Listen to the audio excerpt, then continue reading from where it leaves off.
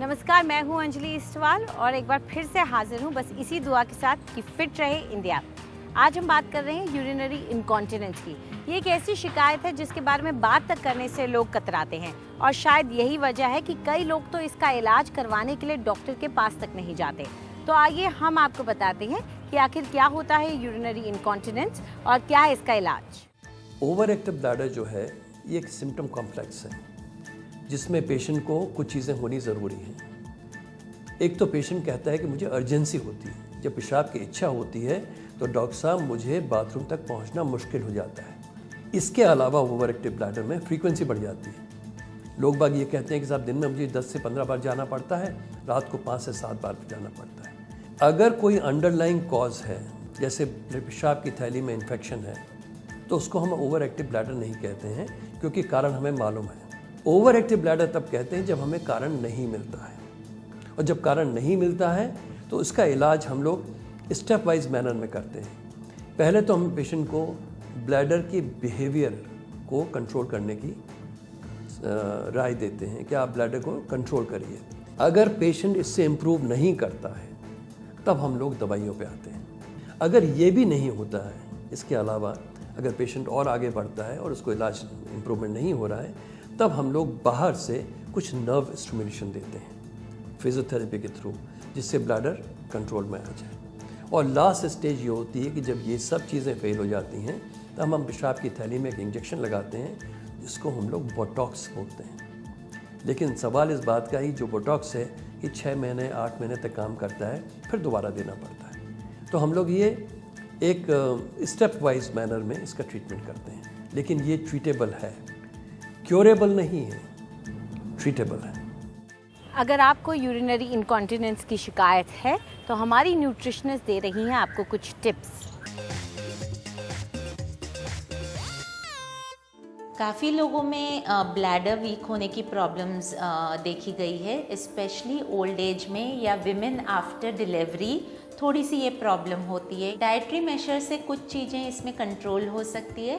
Citrus fruits का प्रयोग कम करना चाहिए, जैसे आपके ऑरेंजेस हो गए, वाटरमेलन हो गया, जो ये वाटरी फ्रूट्स होते हैं, ताकि आपका ब्लैडर थोड़ा सा कंट्रोल रहे।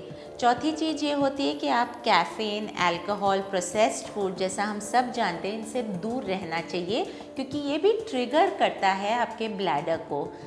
थोड़ा सा वार्मिंग फूड खाना चाहिए, बॉडी को कूलिंग प्रकृति से दूर रखना चाहिए, तो गरम गरम खाना खाना चाहिए। सिंपल कार्ब्स का प्रयोग करना चाहिए, जैसे कि खिचड़ी हो गया, रोटी सब्जी हो गया, बैलेंस्ड खाना खाइए। इसमें यूरिनरी ट्रैक की एक्सरसाइजेज होती हैं जहाँ आपके मसल्स को टाइट किया जाता है। मसल्स वीक होने से प्रॉब्लम ज़्यादा होती हैं, तो आप वो मसल्स को टाइट करने की एक्सरसाइजेज ज़रूर दिन में 3-4 बार प्रैक्टिस करनी चाहिए। तीसरी बात ये है कि पानी शाम के बाद तो आपने एकदम ही कंट्रोल रखना चाहिए, जैसे कि 6-7 बजे होते होते आपको पानी कम करते जाना चाहिए, या फिर पानी वाले पदार्थ जैसे सूप होते हैं, सैलड्स होते हैं, फ्रूट्स होते हैं, ये चीज़ों का सेवन कम करते जाना चाहिए, नहीं तो आपको रात भर परेशानी का सामना करना पड़ेगा। और आज हमारी योगा एक्सपर्ट आपको सिखा रही हैं कुछ स्टैंडिंग पोस्चर्स जो कि आप एक कुर्सी की मदद से कर सकते हैं। नमस्कार, आज हम स्टैंडिंग पोस्चर्स जो हम योगा में करते हैं, हम चेयर की हेल्प से करेंगे। अगर आपके ऑफिस आवर्स लॉन्ग हैं, आप यूजुअली कंप्यूटर पे होते हैं, ये पोस्चर से आपकी बैक बहुत ज़्यादा अच्छे से स्टिमुलेट होती है। तो इस पोस्चर से आपको सबसे पहला बेनिफिट है स्पाइन का। आपकी स्पाइन लेंथन होगी और आप वेल सपोर्टेड होंगे। और दूसरी चीज़, आपके डाइजेस्टिव सिस्टम के लिए, आपके नेवल स्ट्रेंथनिंग के लिए ये पोस्चर बहुत बेनिफिशियल है। तो इसको हम कैसे करेंगे अब हम देखेंगे। आप अपनी चेयर के बैक को एज ए सपोर्ट सिस्टम लेंगे, ये आपका प्रॉप है, और आप अपने पैरों को you will face towards the chair. यहाँ से हम थोड़ा डिस्टेंस होते जाएंगे और हमारी बॉडी पैरेलल, हमारे आर्म्स कोशिश करते हुए हम पैरेलल टू द फ्लोर लेके आएंगे। तो यहाँ पे आप एंगल क्रिएट करेंगे, अपने पैरों को इकट्ठे रखेंगे। अगर आपकी लोअर बैक में पेन है तो आप फीट अपार्ट रख सकते हैं। डिस्टेंस करते हुए, चेयर को स्ट्रांगली पकड़ते हुए अपनी बॉडी को, अपर बॉडी को आप नीचे लेके जाएंगे और यहाँ पे थोड़ी देर के लिए इसको होल्ड करेंगे और फाइनली एक्सेल करते हुए चेयर की तरफ वॉक करते हुए, सपोर्ट लेते हुए आप वापस स्टैंडिंग पोस्चर में आएंगे। इस पोस्चर से आपके हैमस्ट्रिंग मसल्स, आपकी जो back of the thigh muscles हैं, उसमें भी बहुत रिलीफ मिलता है। वैरिकोज वेन्स के लिए ये पोस्चर काफ़ी बेनिफिशियल है। इसको हर रोज़ अटेम्प्ट करें और देखिए आपको अपनी बॉडी में क्या चेंजेस लगते हैं। आज के लिए इतना ही। नमस्कार। हमारी ब्यूटी एक्सपर्ट आपको बता रही हैं कैसे बनाएं बाथ बैग्स ऑयली स्किन के लिए।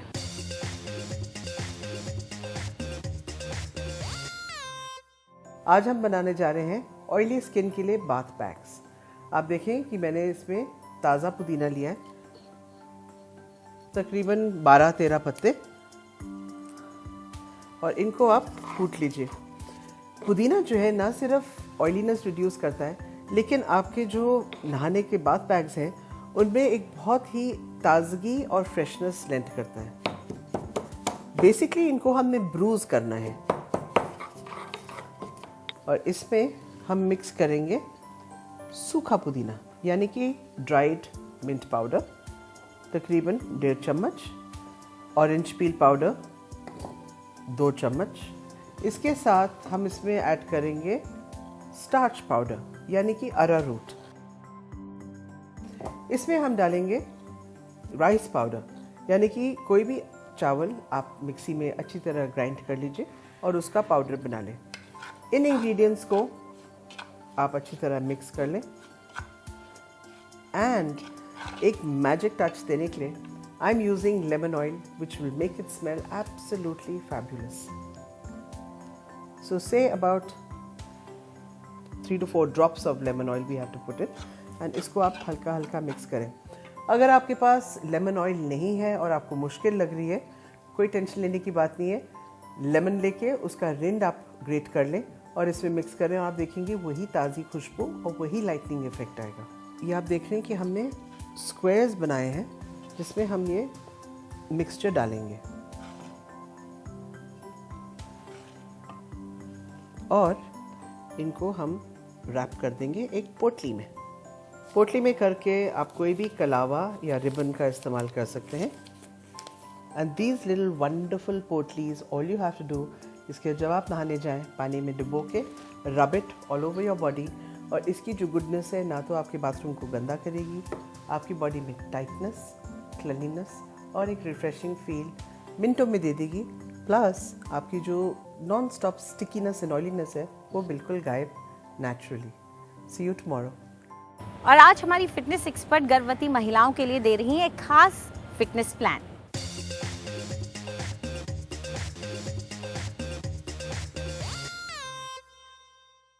आज की हमारी 2 एक्सरसाइजेस प्रेगनेंसी से रिलेटेड हैं। अगर आप अपने पहले या दूसरे ट्राइमेस्टर में हैं तो आप इन्हें आराम से कर सकते हैं, लेकिन अपनी डॉक्टर की सलाह के साथ। पहली एक्सरसाइज के लिए आप इस तरह से मैट पे आ जाइए। ये एक पुशअप है जिसका वेरिएशन हम करने जा रहे हैं। इस तरह से आप अपनी चेस्ट को नीचे लेके आइए और ऊपर लेके आइए। ये अपर बॉडी स्ट्रेंथनिंग के लिए है। इसे आप 10 से 15 बार रिपीट कीजिए अपर आर्म्स की टोनिंग के लिए। प्रेगनेंसी में आपके मसल्स की लूज होने की एक टेंडेंसी होती है, ये उसे कॉम्बैट करेगा।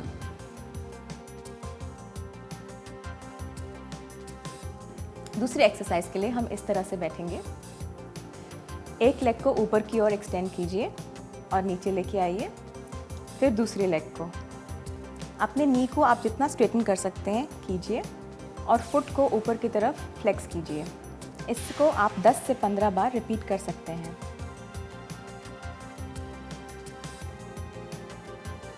ये दोनों एक्सरसाइजेस बहुत ही सिंपल हैं जिन्हें आप आराम से प्रैक्टिस कर सकते हैं।